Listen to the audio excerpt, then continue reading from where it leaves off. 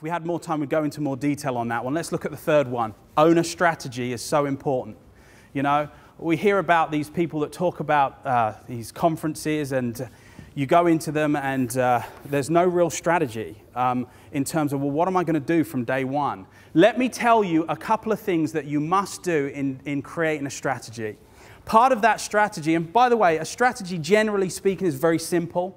It's a simple thing, steps that I have to do to ensure that I create this outcome. The first thing you need to do in whatever business it is you're trying to create, go and find someone that's significantly more successful than you in that area or a related area. Find someone who is, see, if you want to make 100 grand a year as an example, go and find someone who's already making 300,000 or 400,000 a year. Right? Don't think that my uncle is really successful in business and he's making about 50 grand and he's going to teach me how to make 100 grand. We love your uncle, but he's not the guy on this occasion, right? If you're serious about you and you're serious about creating results, get around people who are significantly more successful than you are. And I'll tell you, it will rub off. Now, that's a principle not just for making money, it's a principle for life, folks. You know, if I want to be good in a certain area, let me get around people that have already done it and have been successful doing it, because that will rub off. That is the fastest track to becoming successful. When I sold my first business, I thought to myself, okay, I've had a certain level of success. Now what I want to do is find out how the big people really do it. And so I went and found them, and I knocked on their door, and do you think they said, yeah, come on in the first time? Who the heck are you? Why should I give you the time? But I was committed and I wanted to do it. And I did. Again and again and again. Did I get turned down again and again and again? Yes, absolutely. But I kept on trying and asking and trying and asking. And in the end, people said, yeah, come on. All right. If this is what it takes to get you off my back, let's do it. Strategy. There's a whole load of principles around strategy again. The next one, the next point, the next law, if you will, is always execute. And this, for me, is the pinnacle that everything else rests upon. If you can find a way to execute, or in other words, do what you say you're going to do, you know, really make that happen. King Philip of Macedon was known in the father of Alexander the Great. He was known to be the king who wanted to invade all of Greece and own the entire land. And he was doing okay until he realized there was one small area in Greece that needed to be captured: Sparta. He sent a letter to the Spartans and said, we want you to surrender. If you do not surrender, we will come down and we will kill your children. We will rape your wives, and we will raze the city. We invite you to surrender forthwith. They sent a letter back to Alexander. One word on a piece of paper. If. If. That was the word. Do you think he went? Do you think he invaded Sparta? It was the one place that he didn't go to. Why? Didn't execute. Now, we don't know the reasons why he chose not to, but he didn't. And that is the biggest reason in life why people don't get what they want, because they fail to execute. They fail to follow through.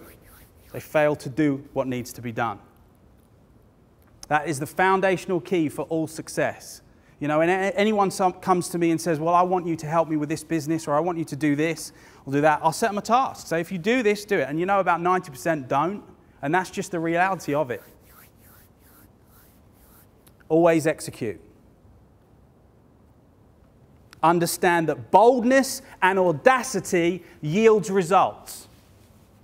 Boldness and audacity yields results. If you really want to be successful in business and in life, get out there and do things that people aren't doing, and be bold about it. okay? Let people know that this train is leaving, no matter what. I'm going to make this thing happen. Law 5. Very quickly, Law 5. Create value. How do you create value for yourself and for others?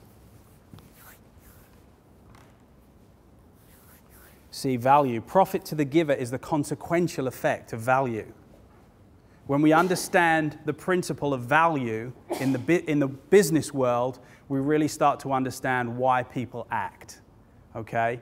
Value is the intersection of three things. I'd invite you to write these three things down. Value is the intersection of these three things. What does it mean to provide value? Three things. Where these three circles intersect, here, value is created. Circle number 1 is this: demand. The demand for what you do is the first principle in creating value. Demand. Now, oftentimes I'll ask this question and people say, well, it's need, isn't it? There's a need in the marketplace, so that's what's going to create value. Well, no, it's not. It's demand. Because do we need an iPod to survive? Yes or no? Do we need it? We don't need it, right? But do we want it?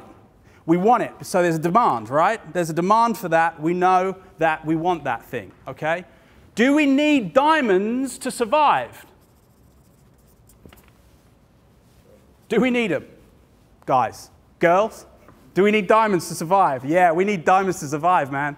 And the bigger the better, right? In reality, we don't need diamonds to survive, but is there a demand for diamonds? Yes, there is demand. So stop thinking need and start thinking, what do people want? What do they want? What's a need that's not being fulfilled?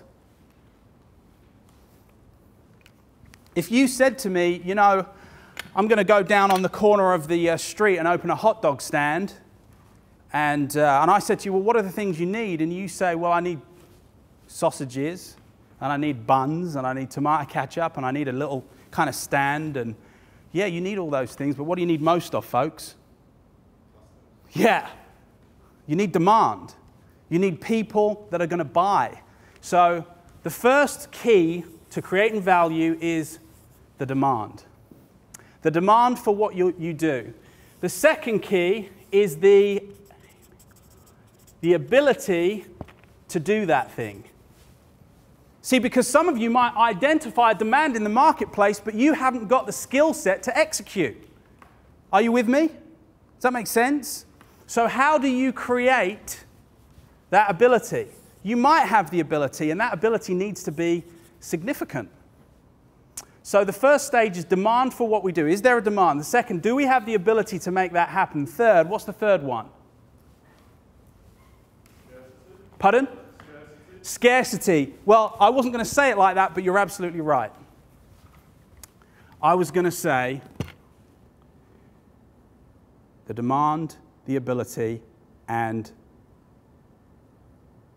the difficulty in replacing you or it, which is scarcity. Same thing, right?